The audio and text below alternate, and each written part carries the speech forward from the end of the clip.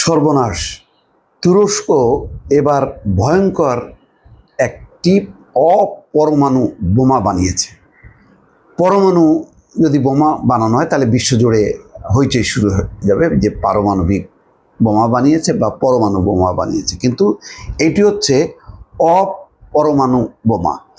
কিন্তু এই বোমার যেই বর্ণনা, এই বোমার যে ক্ষমতা, সেটি ভয়ঙ্কর। এবং এই খবর প্রকাশ হতে না হতেই ইসরায়েলের অবস্থা খারাপ।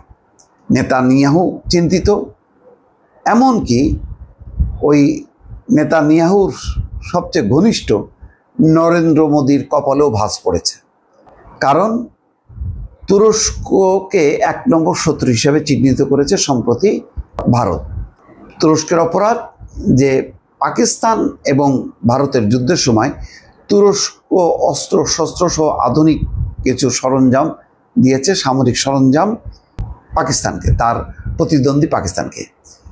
এখন তুরস্ককে সে টার্গেট করছে ভারত। ঠিক ভারত যখন এইরকম একটি অবস্থা, তুরস্কের বিরুদ্ধে অবস্থান নিয়েছে, সেই সঙ্গে তার বিগ বস ইসরায়েল তখন যেই বোমা তারা আবিষ্কার করেছে বা তৈরি করেছে, সেটা হচ্ছে 2000 পাউন্ড ওজনের গাজাপ নাম। এটি নিয়ে রীতিমতো মাথা খারাপ।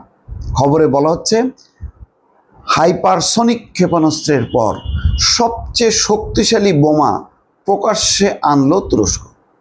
এ যাবৎকাল এত শক্তিশালী বোমা কেউ আবিষ্কার করতে পারেনি বা তৈরি করতে পারেনি। হাইপারসনিক বলছে শব্দের চেয়ে 5 গুণ গতিশীল। ক্ষেপণাস্ত্রের পর এবার সবচেয়ে শক্তিশালী অপরমাণু বোমা আরও এক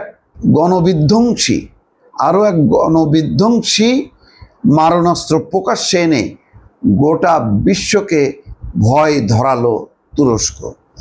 যুদ্ধ বিমান থেকে এই বোমা ছুঁড়ে মারলে চোখের নিমেষে গুড়িয়ে যেতে পারে শত্রুর দেশের একাধিক শহর। মানে এমন বোমা, তার শক্তি এমন যে নিমেষে পুরো শহর মানে গুড়ায় যেতে পারে, সেই খবর বলা হচ্ছে। পাশাপাশি কৌশলগত পরিকাঠামো বা সামরিক ছাউনিকে পুরোপুরি নিশ্চিহ্ন করার ক্ষমতা রয়েছে এই বোমাটির। মানে পুরো সামরিক ঘাঁটি উড়াই দিতে পারে তারা। আর এতেই চিন্তার ভাঁজ পড়েছে ভারত, ইসরায়েল সহ আমেরিকার কপালেও। ইউরোপের রুগ্ন মানুষ খ্যাত তুরস্ক গত কয়েক বছরে দুনিয়ার বিভিন্ন প্রান্তে চলা সংঘর্ষে বারবার খবরের শিরোনামে এসেছে একাধিক হাতিয়ার নিয়ে।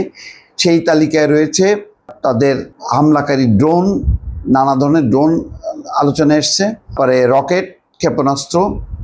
এবার কি তাতে যুক্ত হলো আঙ্কারার তৈরি সবচেয়ে শক্তিশালী অপরমাণু বোমা? এটা প্রশ্ন। নাকি কোনো যুদ্ধের প্রস্তুতি নিচ্ছেন প্রেসিডেন্ট রিসেপ তাইয়েপ এরদোয়ান? উঠেছে এমন সব প্রশ্ন। অর্থাৎ কোনো যুদ্ধের প্রস্তুতি হিসাবে কি এটা বানানো হলো কিনা? তো এখন রীতিমতো ইসরায়েলের মাথা খারাপ। চলতি বছরের জুলাই 17তম আন্তর্জাতিক প্রতিরক্ষা শিল্প মেলা 2025-এর আয়োজন করে তুর্কি প্রশাসন। সেখানেই সবচেয়ে শক্তিশালী গণবিধ্বংসী অপরমাণু সহ জোড়া বোমা প্রথমবার প্রকাশ্যে আনে আঙ্কারা। সেগুলোর একটির নাম গাজাপ, স্থানীয় ভাষায় যার অর্থ হলো ক্রোধ। দ্বিতীয়টি হলো হায়ালেট বা ভূত। দুটি বোমাই তৈরি হয়েছে প্রেসিডেন্ট এরদোয়ানের জাতীয় প্রতিরক্ষা মন্ত্রণালয়ের নিয়ন্ত্রণাধীন গবেষণা এবং উন্নয়ন কেন্দ্রে। তুর্কি গণমাধ্যমগুলোর প্রতিবেদন অনুযায়ী গাজাপের ওজন আনুমানিক 2000 পাউন্ড বা 970 কেজি। শত্রুর উপর আঘাত হানার সময় একসঙ্গে একাধিক বিস্ফোরণ ঘটানোর ক্ষমতা রয়েছে তার। বিস্ফোরণের সময় 1 কিলোমিটার ব্যাসার্ধের মধ্যে 10,000 টুকরো ছড়িয়ে যাওয়ার উদ্দেশ্য নিয়ে এর নকশা তৈরি করেছে আঙ্কারা প্রতিরক্ষা মন্ত্রণালয়। মানে পড়ার পর এটা 10,000 টুকরা হয়ে যাবে, তার মানে আশেপাশে বিস্তৃত এলাকা জুড়ে এটা ধ্বংসযজ্ঞ চালাবে। সদ্য প্রকাশে আসা বোমাগুলোর শক্তি প্রসঙ্গে গণমাধ্যমের কাছে মুখ খুলেছেন গবেষণা এবং উন্নয়ন কেন্দ্রের ডিরেক্টর নীলুফার কুজুলু। টার্কি টুডেকে দেওয়া সাক্ষাৎকারে তিনি বলেছেন, প্রতি বর্গমিটার বিপুল পরিমাণে স্প্লিন্টার ছড়িয়ে দিতে পারবে গাজাপ একটি শক্তিশালী MK সিরিজের বোমার চেয়ে এটি 3 গুণ বেশি শক্তিশালী।